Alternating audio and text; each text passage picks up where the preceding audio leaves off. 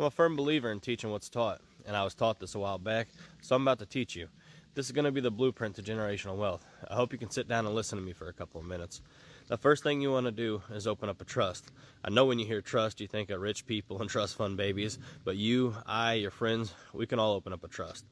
A trust is basically like a treasure box. Remember when you did good in school, your teacher would let you go to the treasure box and get some snacks? Well, your trust is your treasure box, and your snacks are your assets.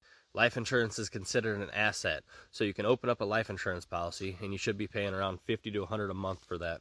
Let's say your death benefit is $100,000. That $100 a month is funding that life insurance policy. So you already own a life insurance policy that's now part of your net worth, and your death benefit becomes part of your net worth when you put that life insurance policy inside of the trust. Now your net worth is $100,000. Now let's say use that capital to start a business, and let's say it's a food truck evaluated at $100,000.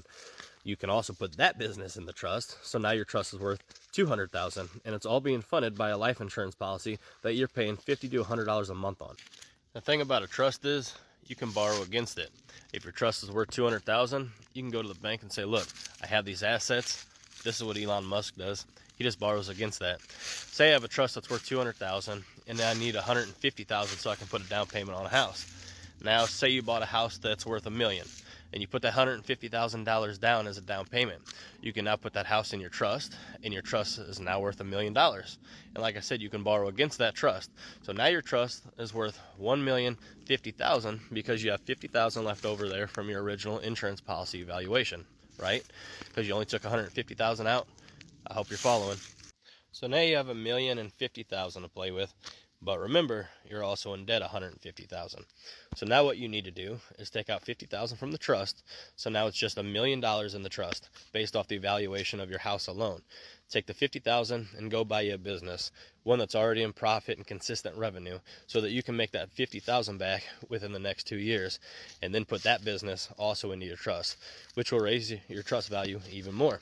The value of this business you just bought is to pay back that original $150,000 you used as a down payment on your house. And once you complete all of that, you'll have $1 million house, $1 million trust, $100,000 business, $100,000 life insurance policy, and the business will bring in profit every month to pay off that loan.